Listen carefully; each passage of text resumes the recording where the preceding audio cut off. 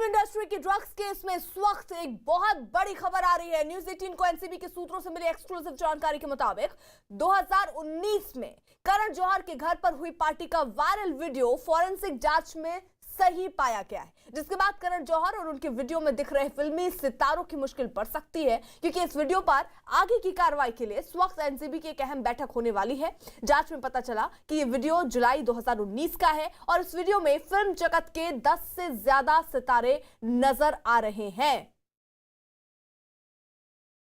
तो 2019 जुलाई का ये वीडियो बताया जा रहा है। हालांकि करण जौहर की सफाई भी इस केस में आ चुका। उनका कहना है कि उनके घर में कोई ऐसी पार्टी नहीं हुई जिसमें ड्रग्स का इस्तेमाल हुआ हो, लेकिन ये जो वीडियो सामने आया, अब इसकी क्या जांच आगे होगी। फिलहाल फॉरेंसिक जांच जो हुई है उसमें ये वीडियो सही पाया गया और अगर इस पर शिकंजा कसता है तो न सिर्फ करण जौहर, जबकि इस पार्टी में जितने लोग शामिल थे उन पर भी शिकंजा कसने की संभावना बढ़ती दिख रही है। हमारे साथ कुछ खास सहयोगी इस वक्त जुड़ रहे हैं। आशीष सिंह हमारे साथ किला कोर्ट से इस वक्त मौजूद है, विवेक गुप्ता एनसीबी दफ्तर से इस वक्त हमारे साथ है और आनंद तिवारी मुंबई से हमारे साथ है। सबसे पहले आनंद का रुख। आनंद, फॉरेंसिक जांच में तो वीडियो सही पाया गया, यानी मुश्किलें न सिर्फ करण जौहर की बल्कि जो पार्टी में लोग शामिल हुए थे उनकी भी बढ़ती दिख रही है। जी देखिए, बिल्कुल अर्पिता, न्यूज़ 18 इंडिया ने ही कुछ दिनों पहले सबसे पहले ये खुलासा किया था कि जो वीडियो है वो डॉक्टरेट नहीं है और उसकी जांच चल रही है।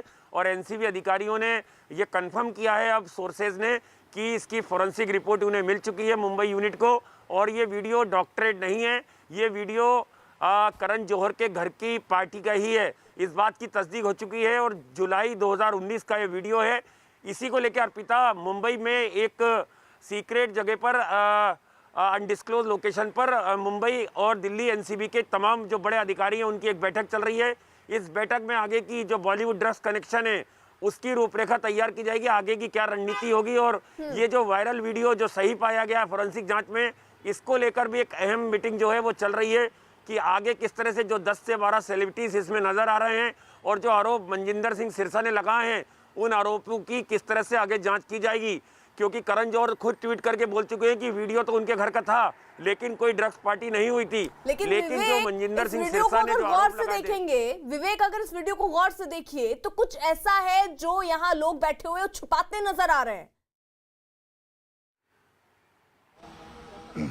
अर्पिता, देखिए, सबसे पहले मैं आपको एक और अपडेट देना चाहूंगा कि इस पूरे मामले में क्षितिज प्रसाद आज उसकी 12 बजे के आसपास वीडियो कॉन्फ्रेंसिंग है और नारकोटिक कंट्रोल ब्यूरो ने क्षितिज की 9 दिन की पुलिस कस्टडी मांगी है और उसमें बाकायदा क्षितिज प्रकाश को बताया है कि कॉमर्शियल क्वांटिटी के तहत उनके ऊपर मामला दर्ज किया गया है और इसी के तहत पर उन्हें बताया कि बॉलीवुड में क्षितिज प्रसाद ड्रग्स सप्लाई करते थे। तो बहुत बड़ी खबर यह है कि इस समय क्षितिज प्रसाद जो एक डायरेक्टर है, एसोसिएट डायरेक्टर है, जो धर्मा प्रोडक्शन में काम भी कर चुके हैं, बाकायदा नारकोटिक कंट्रोल ब्यूरो ने अपनी रिमांड कॉपी में ये लिखा है कि क्षितिज प्रसाद कॉमर्शियल ड्रग पैडलर हैं और वो बॉलीवुड के कई लोगों को ड्रग्स सप्लाई करते थे। यही वजह है कि एनडीपीएस एक्ट के तहत उन्हें 9 दिन की पुलिस कस्टडी मांगी जा रही है, क्योंकि उसमें साफ तौर पर जो नारकोटिक कंट्रोल ब्यूरो की रिमांड कॉपी है उसमें यह भी बताया गया है कि 3 तरीके, यानी कि एनडीपीएस एक्ट क्या होता है मैं आपको बताना चाहूंगा। जो पहली होती है कि स्मॉल क्वांटिटी, जिसमें कम से कम अगर दोषी पाए जाते हैं तो 1 साल की सजा और कुछ हजार रुपये फाइन मिलती है। लेकिन अगर कॉमर्शियल क्वांटिटी होती है जिसमें जो ड्रग्स होते हैं उसे बेचने का आरोप होता है, उसमें सजा 10 से 20 साल की होती है। तो जो क्षितिज प्रसाद को अरेस्ट किया गया है वो 27A यानी कि संगीन धाराओं के तहत अरेस्ट किया गया है और नारकोटिक कंट्रोल ब्यूरो ने अपनी रिमांड कॉपी में साफ लिखा है कि क्षितिज प्रसाद बड़ा खिलाड़ी है। बॉलीवुड में कई लोगों को वो ड्रग्स सप्लाई करता था, किन किन लोगों को सप्लाई करता था उसकी जांच के लिए नारकोटिक कंट्रोल ब्यूरो ने क्षितिज प्रसाद की 9 दिन की पुलिस कस्टडी मांगी है। अगर मैं आपको दिखा दूं कि मुंबई के बलार स्टेट यही वो इमारत है जहां पे 3री मंजिल पर वीडियो कॉन्फ्रेंसिंग के जरिए आरोपी क्षितिज प्रसाद की पेशी बिल्कुल विवेक, मैं रोक रही हूँ आपको। आशीष भी हमारे साथ जुड़े हुए हैं, किला कोर्ट के बाहर इस वक्त वो मौजूद है। आशीष, आपके पास क्या अपडेट? जी, इस मामले में जो एनसीबी है उसने क्षितिज प्रसाद की रिमांड मांगने के लिए जो ग्राउंड्स दिए हैं वो कहीं ना कहीं ये पूरा नेक्सस ही जो कहीं ना कहीं सुशांत सिंह राजपूत की आत्महत्या से जुड़ रहा है, क्योंकि इसमें जितने भी ड्रग पैडलर्स शामिल थे, चाहे करमजीत हो जिसका शोविक से संबंध था, उसके बारे में जिक्र किया गया है रिमांड कॉपी में और कहा गया है कि शोविक जो करमजीत से टच में थे उन्होंने ड्रग सप्लायर साकेत हुकुम चांद पटेल के कहने पर जो है अंकुश अनरेजा के कहने पर जो है करमजीत 12 बार साल मई 2020 से जुलाई 2020 के बीच में क्षितिज प्रसाद को ले जाके 12 बार गांजे की सप्लाई किया करता था और तकरीबन 50-50 ग्राम की ऐसी क्वांटिटीज मिली हैं जो वो बार बार लेता था। लेकिन ये ठीक है, यानी बड़ी वो खबर खुद आशीष के जो दे रहे हैं consumptions आप, के लिए लेता था क्षितिज या प्रसाद को वीडियो कॉन्फ्रेंसिंग के जरिए कोर्ट में पेश किया गया है। क्षितिज को पहले हिरासत में लिया गया था और उसके बाद कल ही उसे गिरफ्तार किया गया। एनसीबी अभी उससे और पूछताछ करना चाहता है और इसके लिए एनसीबी कोर्ट से 9 दिन की रिमांड मांगेगा। और पेशी से पहले क्षितिज की मेडिकल जांच करवाई गई और इस दौरान क्षितिज ने दावा किया कि उसे फंसाया जा रहा है। क्षितिज प्रसाद धर्मा प्रोडक्शन से जुड़ा रहा है जो करण जौहर की कंपनी है और ऐसे में करण जौहर की मुश्किलें भी अब बढ़ सकती हैं। आशीष हमारे साथ जुड़े हुए हैं। आशीष, यानी अब करण जौहर की मुश्किलें भी बढ़ सकती हैं। हालांकि उन्होंने पहले ही सफाई दे दी कि उनके घर पर ना कोई पार्टी हुई, ना क्षितिज प्रसाद से व्यक्तिगत उनका कोई लेना देना है। क्षितिज प्रसाद और कहा जाए कि अनुभव चोपड़ा जैसे ही पुलिस की ने उन्हें हिरासत में लेकर पूछताछ शुरू की थी, उसी वक्त जो है धर्मा प्रोडक्शन ने साफ तौर पे इस पूरे मामले से अपनी कन्नी काट ली थी। खुद करण जौहर ने स्टेटमेंट जारी करके साफ तौर पे कहा कि क्षितिज प्रसाद एक ऐसे असाइनमेंट से जुड़े हुए थे जो कि असाइनमेंट काफी पहले ही बंद हो चुका है, तो ऐसे में उनका कोई लेना देना नहीं। अपनी निजी जिंदगी में वो क्या करते हैं उसका धर्मा प्रोडक्शन से और करण जौहर से कोई संबंध नहीं। लेकिन अब जिस तरह से फॉरेंसिक जो है एक रिपोर्ट आ चुकी है, जिस वीडियो के बारे में कहा जाया था जिसमें कई सेलिब्रिटीज कई संदेहास्पद स्थितियों में दिख रहे थे, उसे लेकर अब जब फॉरेंसिक रिपोर्ट आ चुकी है तो ऐसे में कहीं ना कहीं क्षितिज का रोल जो है धर्मा प्रोडक्शन, करण जौहर और इस पार्टी से जोड़कर भी देखा जा रहा है। और यही वजह है कि फिलहाल जो शुरुआती रिमांड है उसे में केवल कंजम्पशन ऑफ ड्रग्स के मद्देनजर जो है 50 ग्राम की क्वांटिटी 12 बार जो है करमजीत से ले चुके थे। सुशांत सिंह राजपूत से जुड़ा हुआ एक केस है जिसमें करमजीत गिरफ्तार किया गया है, उस ड्रग पेडलर से ले चुके थे और उस बिना पर पहले शुरुआती जो है रिमांड ली जा रही है। और ताकि जो कस्टडी का वक्त मिलेगा उसमें इस बॉलीवुड नेक्सस और कहीं ना कहीं जो कहा जाए कि ये पार्टी से क्या वीडियो है उससे जुड़ी हुई पूछताछ की जाएगी क्षितिज से। बिल्कुल, यानी अब जो आगे कड़ियां जोड़ने की कोशिश है आनंद, और उसी के तहत देखिए एक के बाद एक पूछताछ का सिलसिला भी शुरू है। 9 दिन की रिमांड लेने की तैयारी में है एनसीबी क्षितिज प्रसाद की।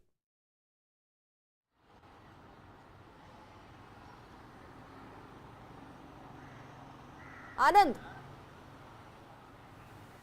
जी देखिए अर्पिता, बिल्कुल क्षितिज प्रसाद के यहाँ जिस तरह से 2 बार सर्च ऑपरेशन किया, एक बार तो खुद समीर वानखेड़े पहुंचे थे जब वो एयरपोर्ट से दिल्ली से मुंबई आए थे और उनके यहाँ से बीट्स बरामद की गई थी। हालांकि बहुत कम मात्रा में बरामद की गई थी, लेकिन जैसा हमारे सहयोगी विवेक बता रहे हैं 27A उनके ऊपर लगाई गई है, यानी transportation of drugs, consuming of drugs और उसे आगे सप्लाई करना।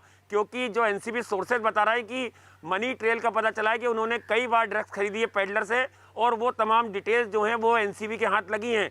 इसलिए एनसीबी ने उनकी ज़्यादा से ज़्यादा रिमांड मांगी है ताकि इस पूरे जो नेक्सस है उस तक पहुंचा जाए। और बिल्कुल आनंद रहिए आप हमारे साथ। इस वक्त देखिए बड़ी खबर आ रही है, बड़ी खबर आ रही है। ड्रग्स केस में कुछ और बड़े नाम आ सकते हैं और इनमें एक्टर के साथ साथ प्रोड्यूसर्स और दूसरे सेलिब्रिटी भी शामिल हैं। क्षितिज से पूछताछ के बाद एनसीबी के रडार पर 7 बड़े नाम हैं और सभी शक के घेरे में हैं। और यह भी बताया जा रहा है कि क्षितिज इन सभी को जानता है जो ड्रग्स का इस्तेमाल करते थे। एनसीबी के पास इन एक्टर्स और प्रोड्यूसर्स से जुड़ी हुई जानकारी है, क्षितिज प्रसाद से पूछताछ के बाद मौजूद है, जिसकी जांच की जा रही है।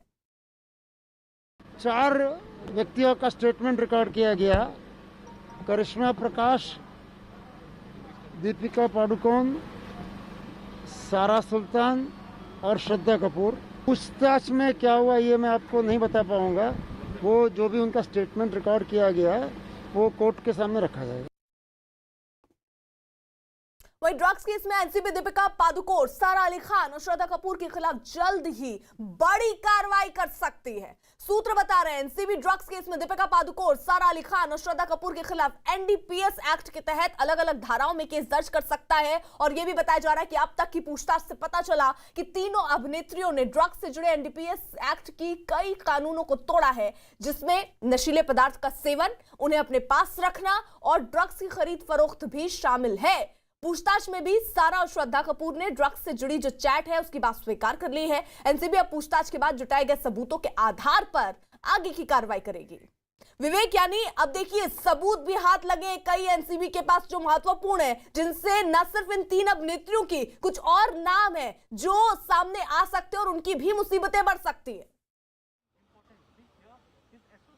हाँ बिल्कुल सही कर अर्पिता, आपने देखिए अब इसमें जो पहले जो बॉलीवुड एक्ट्रेस की बात हो रही थी उसमें जया शाह और करिश्मा प्रकाश, ये जो अहम कड़ी थी जिन्होंने कई बड़े खुलासे किए थे। करिश्मा शाह ने खुलासा किया था कि ड्रग की जो व्हाट्सएप चैट थी उसकी एडमिन कोई और नहीं बल्कि खुद दीपिका पादुकोण थी। लेकिन अब इस पूरे मामले में जिस तरीके से नारकोटिक कंट्रोल ब्यूरो ने क्षितिज प्रकाश को गिरफ्तार किया है और अभी उसकी वीडियो कॉन्फ्रेंसिंग के जरिए कोर्ट में सुनवाई चल रही है, तो रिमांड कॉपी न्यूज 18 इंडिया के पास है। उस रिमांड कॉपी में साफ तौर पे लिखा हुआ है कि क्षितिज प्रसाद एक बड़े ड्रग सप्लायर हैं और अनुज केसवानी एक दूसरी जो ड्रग सप्लायर को नारकोटिक कंट्रोल ब्यूरो ने अरेस्ट किया था। दोनों के संपर्क है, दोनों एक दूसरे के साथ फोन पे बातचीत करते थे और रेगुलर संपर्क में रहते थे। और नारकोटिक कंट्रोल ब्यूरो की रिमांड कॉपी में यह भी लिखा है कि क्षितिज प्रसाद बड़े ड्रग सप्लायर हैं और बॉलीवुड में ड्रग सप्लाई करते थे।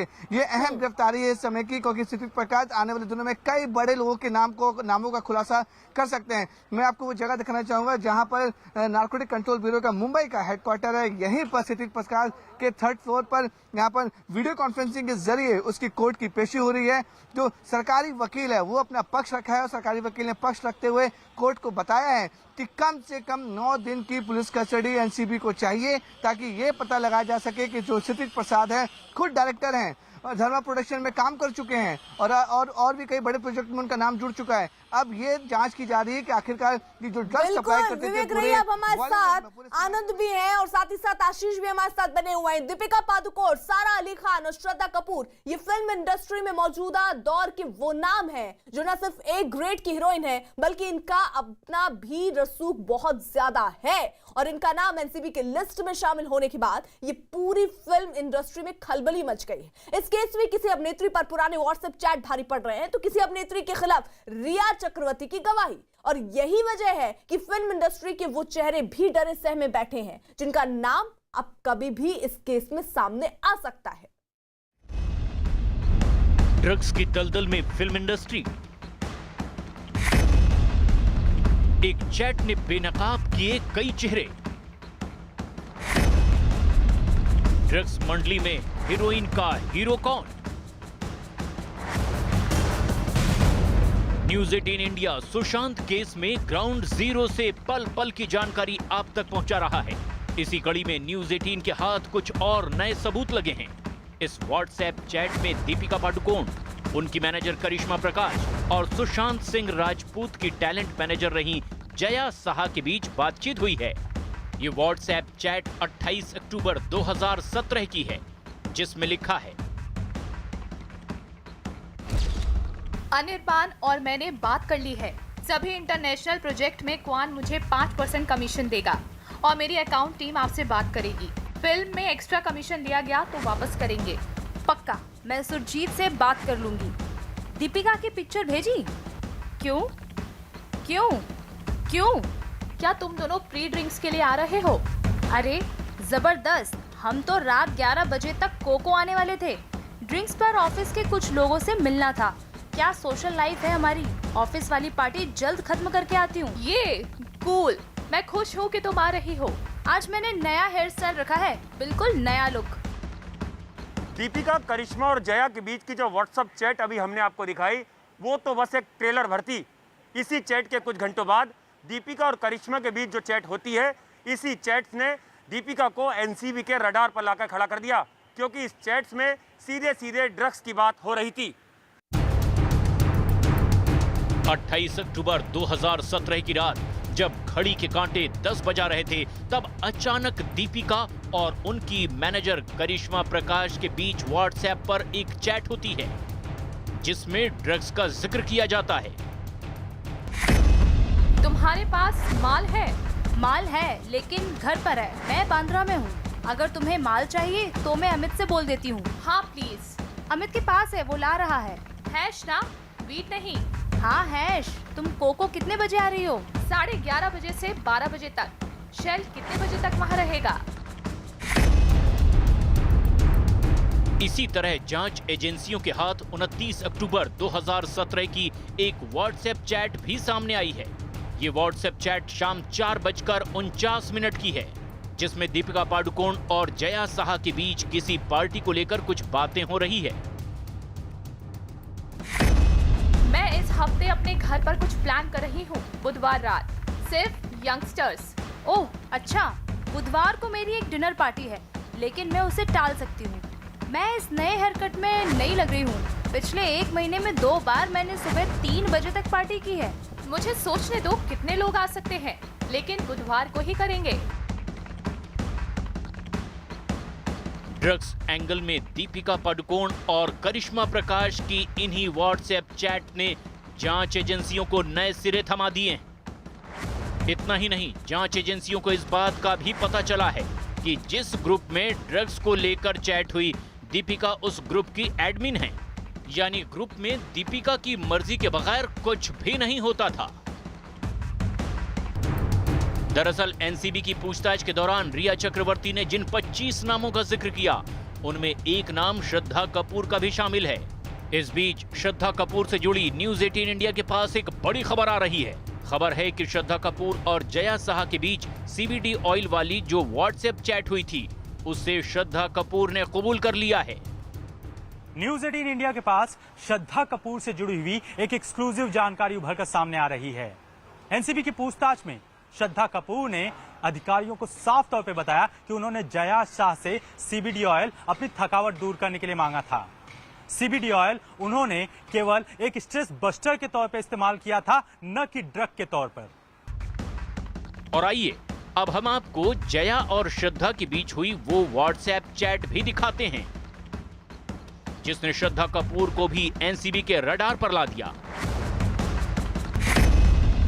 जब तुम नीचे आ जाओ तो कॉल करो, मैं नीचे आ जाऊंगी। हेलो, मैं आज सीबीडी ऑयल जिनल के साथ भेज रही हूँ। इसके लिए धन्यवाद। जवाब में स्माइली भेजती है। सुनो, मैं फिर भी एसएलबी से मिलना चाहती हूँ।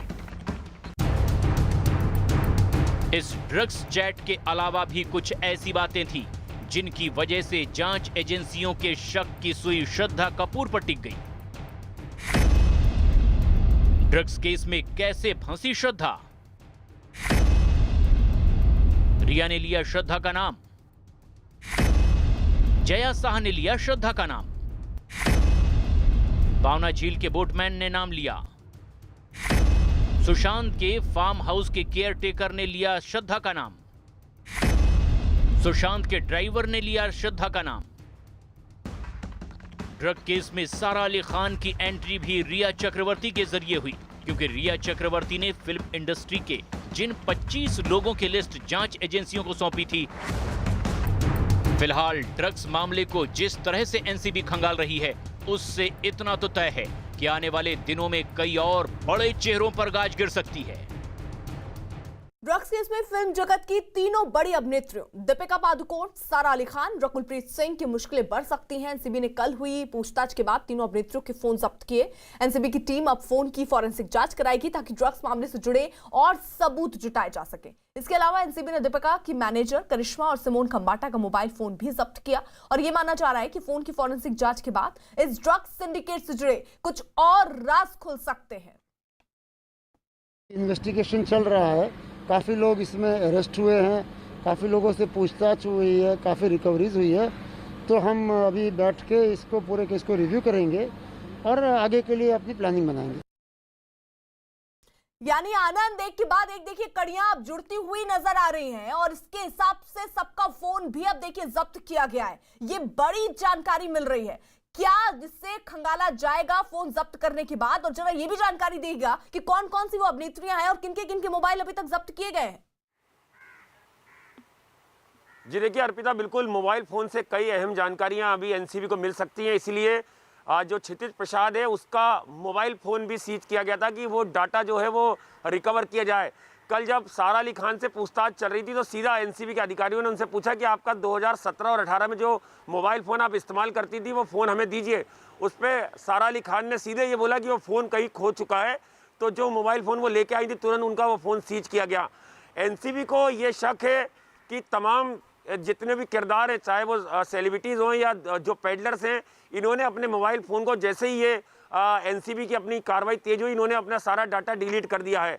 लेकिन वो डाटा हासिल करने के लिए फोरेंसिक जांच के लिए तमाम लोगों के मोबाइल फोन को भेजा गया, चाहे श्रद्धा, सारा, दीपिका पादुकोण, करिश्मा, रकुलप्रीत, सिमोन, इन तमाम लोगों के ये फोरेंसिक रिपोर्ट जब आएगी उसके बाद हमारे साथ मुश्किलें देखिए बढ़ने वाली हैं। उसी के तहत कल एक लंबी प्रक्रिया चली पूछताछ की, उसके बाद फोन जब्त किए गए और बहुत सारी चीजें सामने आने बाकी हैं। आप सब बने रहिए हमारे साथ। वही कोविड-19 ने लोगों की जिंदगियों और हर तरह के कारोबार पर बेहद बुरा असर डाला है।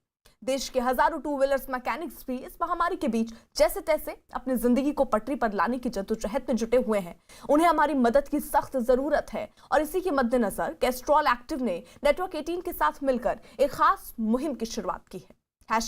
#Protect India's engine. इस पहल के जरिए स्किल इंडिया की पहचान कर हमारे मैकेनिक्स की मदद की जा सके और उनमें एक बेहतर भविष्य की उम्मीद जगाई जा सके। हमारी इस मुहिम में अपना हाथ बढ़ाइए। 7574003002 पर आप मिस कॉल करें या फिर हमारी वेबसाइट पर लॉगिन करें। आपका संकल्प हमें इस मुहिम को दूर तक ले जाने में मदद पहुंचाएगा।